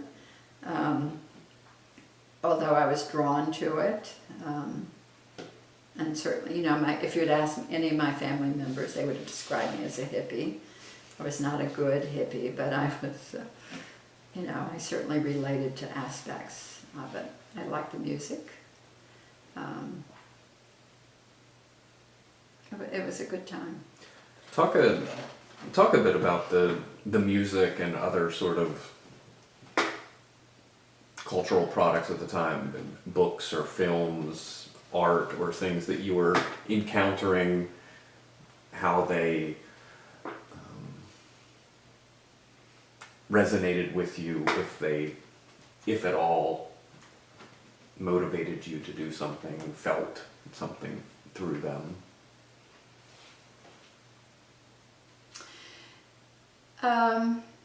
Well, I had been a real fan of the early rock and roll, both the Little Richard variety, the Little Richard, Chuck Berry, James Brown variety, as well as the Elvis, Jerry Lee Lewis, Carl Perkins, Johnny Cash. So I loved that whole, I came out of that, that when I was in high school, I'd been a huge Elvis fan. And I have always said that I credit Elvis with making me open to a lot of things. I mean, I think Elvis was revolutionary for white kids in the South, because he was revolutionary in the way he moved his hips, in the way he sang, and in the way he, you can choose the word, used or appropriated black music. But he was different and revolutionary, and I think and sexual, and it opened up, it opened up things. So I've always thought that Elvis was, I don't want to go as far as to say that Elvis was as important to me as people like John Lewis, but Elvis was, whatever that phenomenon was, it did not go by me, I think. So the music was shifting, and I wasn't sure. I liked a lot of the quote acid rock, the very loud stuff, but I did like a lot of it. I really, I knew when I watched Jimi Hendrix that it was a little bit like watching Elvis, although I wouldn't describe Elvis as ever fucking his guitar, which is the way I would describe Jimi Hendrix when I saw him. I thought, what is he doing to that guitar? But it was, I think, revolutionary in the same way. So I really liked a lot of that, and didn't like, some of it I didn't like, but most of it I really did like. And I think the music and the was sort of key.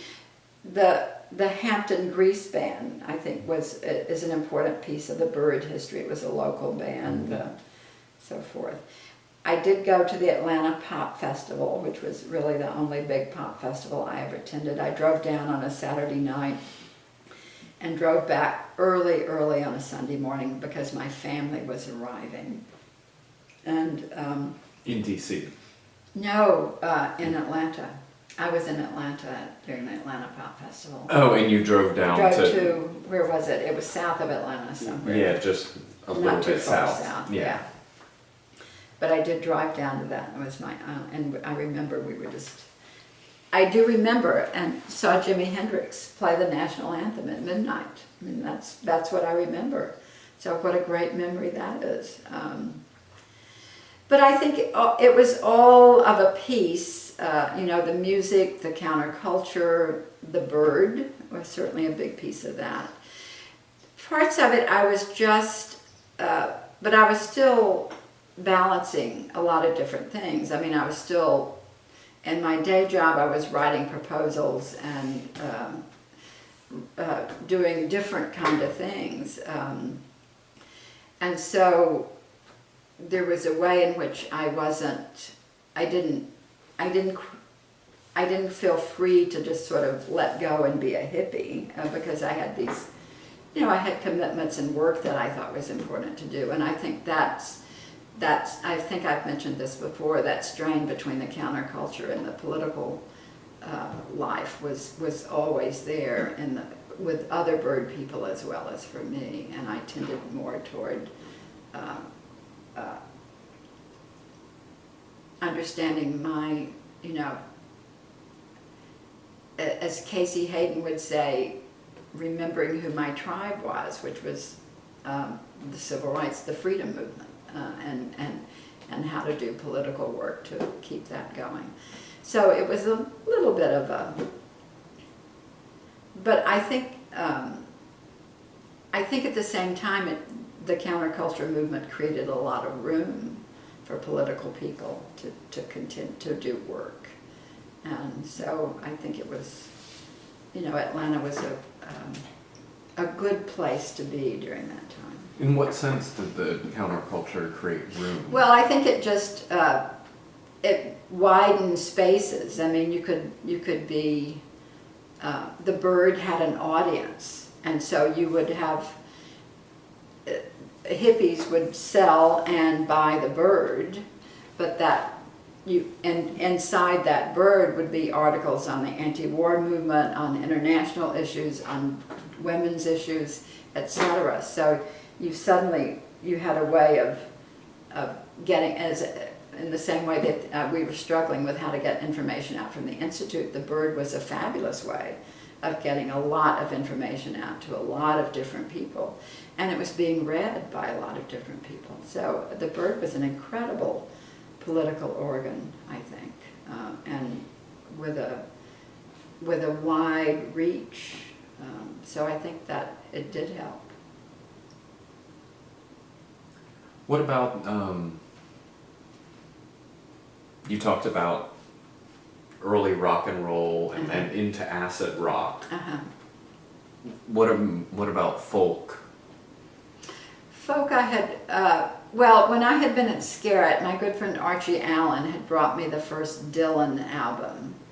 And Archie was just totally in love with Bob Dylan, and I thought he was off of his rocker. I thought this guy had the worst voice I had ever heard in my life. I just couldn't understand what Archie was thinking, that he thought this guy was right. But then of course I loved Pete Seeger. I loved folk music, and I did come around to Dylan because of his lyrics. I never thought he had a good voice. I was always slightly embarrassed for him, especially when he was trying to harmonize with other people, or they were trying to harmonize with him, which I thought was just absolutely painful.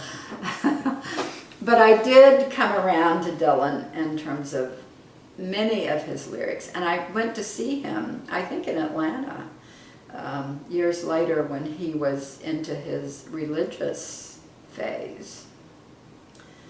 And it wasn't a particularly uplifting concert at all. But he was Dylan, and He's Dylan, Mhm. and I did like what he did. I even like, and I like the fact that he plugged in at Newport. You know, I thought that was good. Mhm. I like crossing the lines. So I did. You know, I was a big fan of John Baez, of course, and we met Hetty. Hetty West was really important in SOC. Met her early on in SOC, and because I had knew Don and had met Don later, but I think we met Hetty first before Don. I think I met Hetty and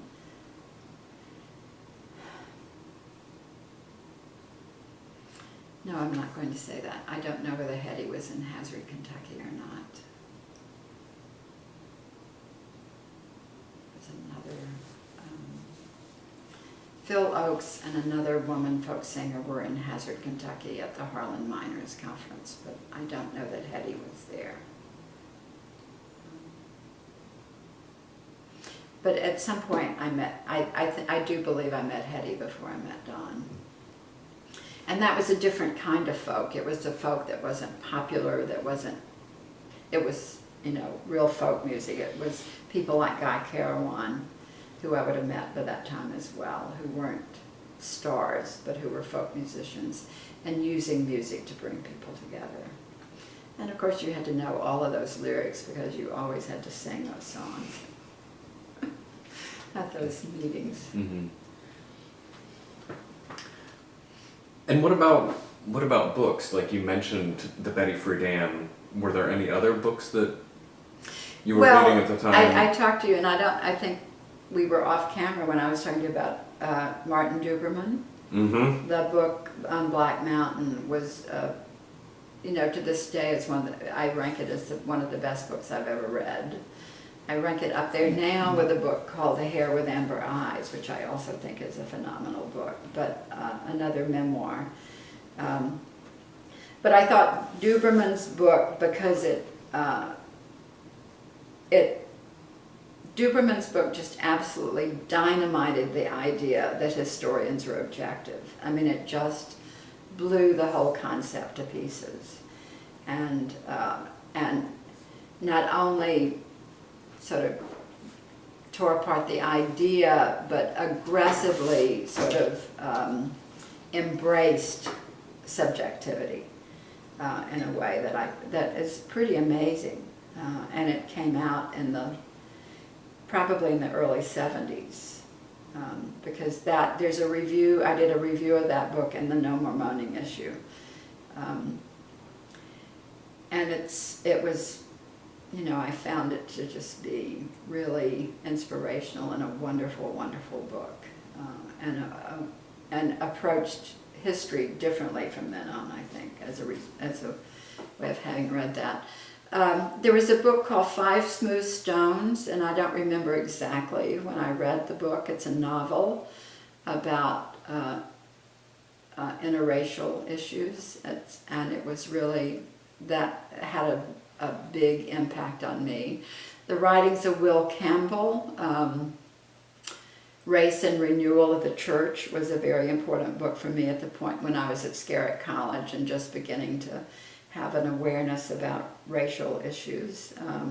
The fact that Will was writing from a church perspective was important to me for some reason, that was coming out of somebody who was both a white minister in the church and embracing this view of activism around racial issues.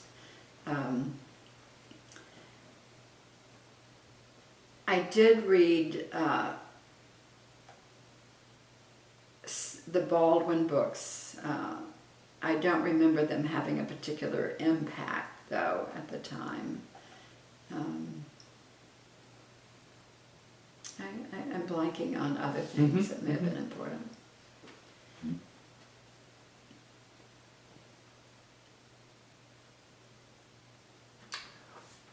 On the subject of the counterculture and its intersections with the more political culture, tribe. Yeah. What did you know of, encounter, experience, observe of the drug culture in Atlanta in the late 60s, 70s? Well, I smoked weed for the first time. I tried LSD for the first time. So I was aware of it.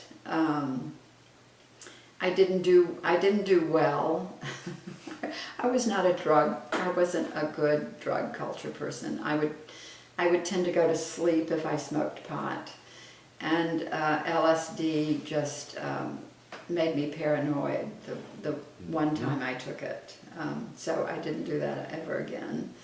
No, I take that back. I did it one more time. But I didn't do well with the drug culture necessarily. And early on, I mean, within a small space of time, it felt like, is that what had been sort of free and good turned ugly and deadly. And that felt like it happened very quickly. And so not people that I knew, but I was a huge fan of Janis Joplin. I love Janis Joplin. So Joplin and Hendrix both dropped dead. And so it was, you were certainly, I was aware of it and aware that it was a big, huge problem. And very much in the music, definitely in the music culture, the counterculture. So, and I don't know that I thought about it in relationship to the political culture so much. I sort of didn't see it in the political culture. And I don't know why I'm separating those that intently at this point. But I didn't see it as a problem or as something that I had to deal with on a daily basis in terms of my work, I guess is one way of putting it. But I was aware that it was an issue that was both at one time freeing. I mean, and at the same time changing and becoming something else. And I think when I was writing the chapter for Deep in Our Hearts, I have an opening in that I sometimes go back and read and think, why did you write this? Because I actually say, and it's in the print version of the book, that early sort of movement life suddenly shifted because of sex, drugs, and rock and roll. That the sort of negative aspects of that drove out or shaped or changed some of that early stuff. And I must have believed that then when I wrote it, and I think I would stick to it, although it is something that I look at what I wrote and I think, did I write that just because it sounded good and it was a throwaway line, or do I really believe this? Because I'm a little shocked at my own writing about it. So I have thought, what do you really believe about this? And I do think that I don't think, at the same time that the free sex was freeing, it was also not always freeing for women. I mean, it meant that you were an object often rather than free love. So I do think that the sex, the drugs, and then the rock and roll, because it was related to those, had negative aspects to them. I mean, I felt like much of the rock and roll became loud. For my taste, it became loud and just again, male, even though you did have many female performers, and sort of performance art rather than something that was lyric driven and that reflected life back to people.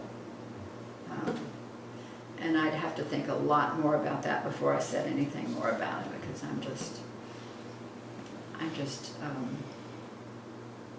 talking about things I don't know enough about to talk about right now. So I should stop. Speaking of stopping, Tracy Yes. and I are going to have to get back on the road to Atlanta. Tracy has something she wants to follow up on, and I also have one additional Okay. question that I put to today.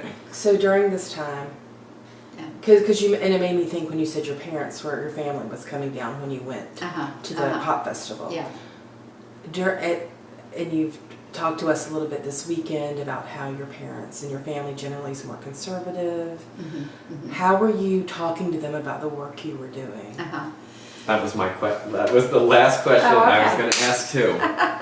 Okay, that's a good one. I during this entire period from the time I got involved in civil rights until now, I never felt, I was never alienated from my family. I never felt that I would be disowned, which a lot of people did, and black and white were, quote, disowned by their families and sort of put out to pasture. I never felt that I faced that at all. When I went to Mississippi in 1964, my parents came to visit me there.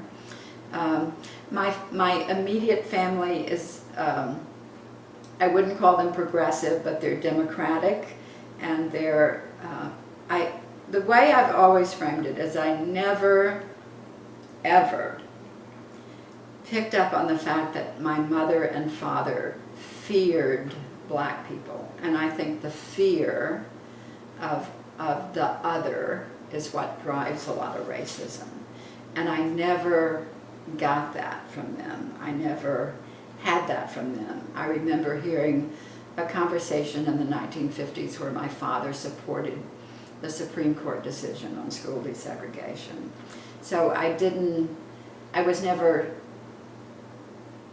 overtly taught any of those things. And I think that was a important piece of that is definitely an important piece of who I am. Now, the fact that I became activist and was doing all these things was another matter, because it meant they worried about me. And I think that's why they came to visit me in Mississippi in 1964. And indeed, when I had gone to Mississippi, I had said to them, I'm going to work with the National Council of Churches.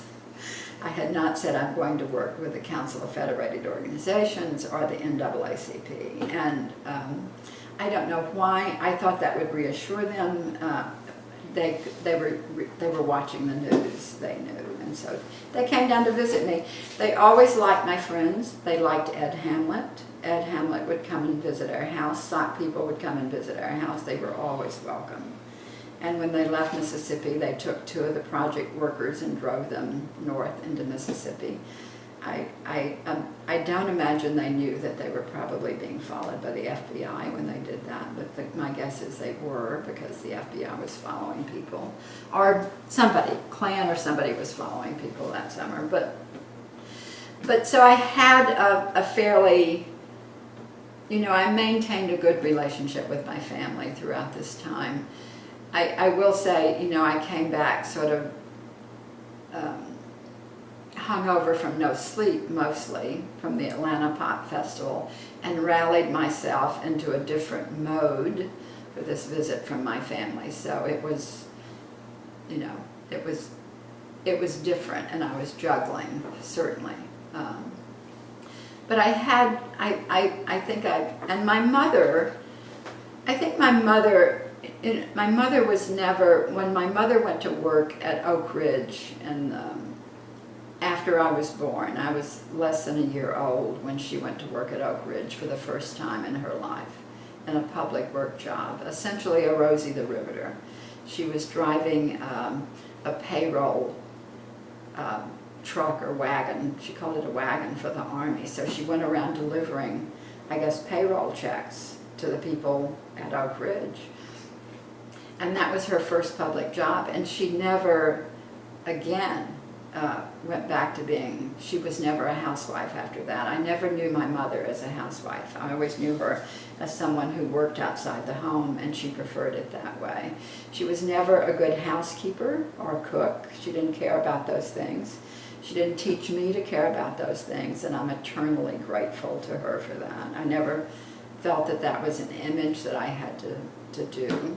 I did think it was proper that women work and have their own lives.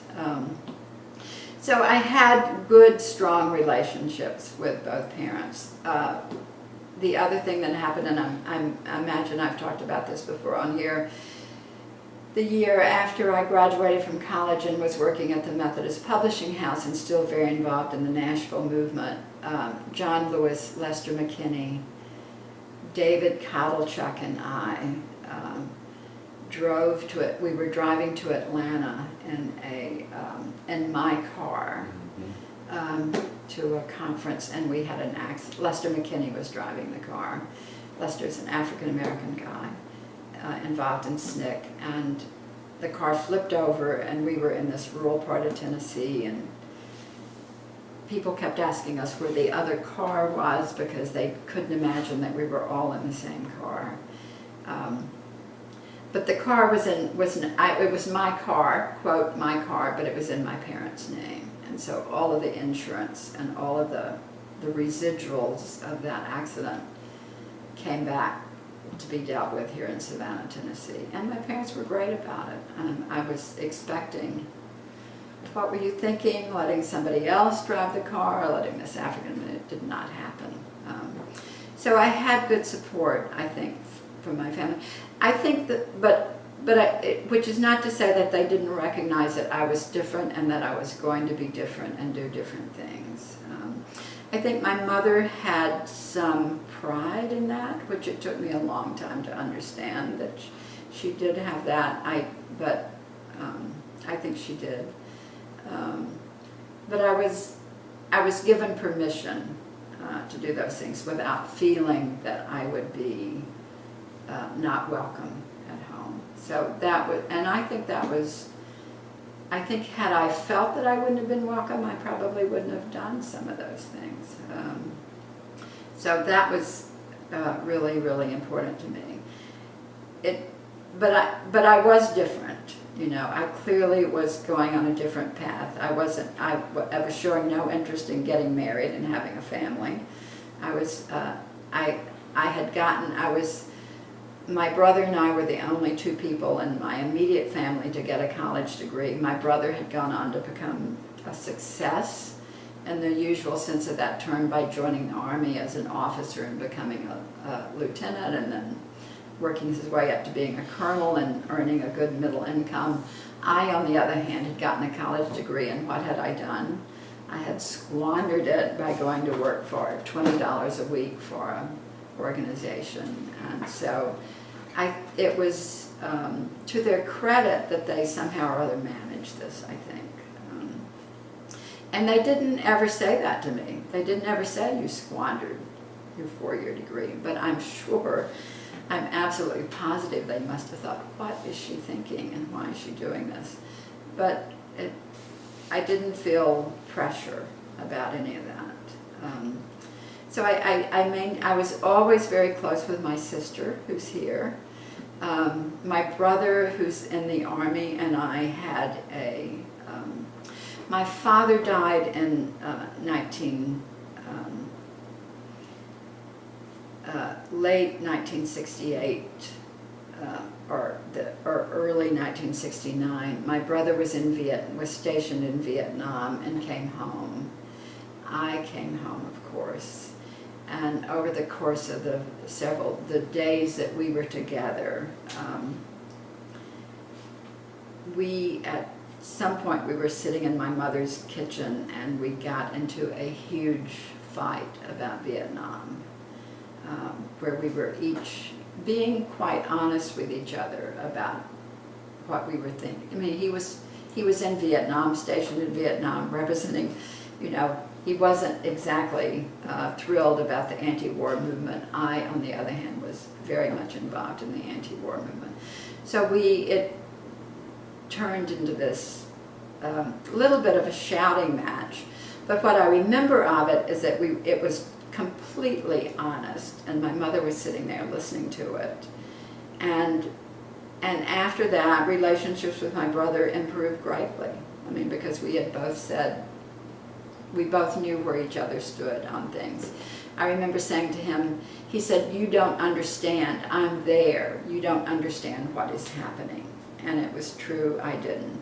But what I said back to him is, "You don't understand what's going on here. You don't understand the impact this war is having on this country and people here." And I think both of those things were true, and we were saying them out loud to each other. What I did learn in that conversation, and it shocked me, that my mother that it only came out then, is that she had been visited by the FBI twice. Once because they were asking questions about security clearance for my brother, for the Army, and once because they were asking questions about me. And she had, I don't know how, she didn't go into detail, but I was shocked that this had happened, and that she had not raised it with me, or had not made an issue out of it.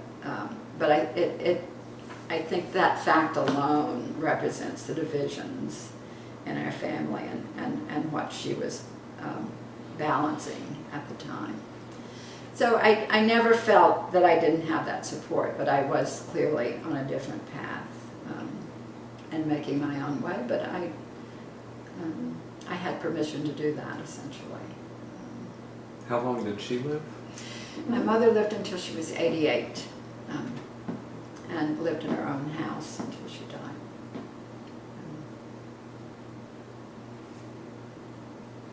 Was there? My niece says the women in our family have good genes, and that you have to run over us with a Mack truck to get us out of the way, which is really true, actually. That makes me feel good. Yeah. Was there a curiosity from any of your family members of the work you were doing, of the writing that you were doing? Yeah, there was. I would send them things. I mean, they were, they would get issues of Southern Exposure. They were, I think that my mother was, I'm sure that she was vastly relieved when in my mid-40s, for heaven's sakes, I went to graduate school and got a real degree, and then got a real job. At least it looked that way to her. It wasn't, And I'm sure that, and she was, but part of it was just getting the degree. I mean, I don't think I quite understood, but I think she was really, really, I think she was just proud that I'd done all this as a woman, in many ways, because I think she, I think she did make her own path as well as a woman, and I had a stormy relationship with my mother. My mother and I really, pushed against each other the whole time I was in high school and so forth. It was a, push-pull relationship all along.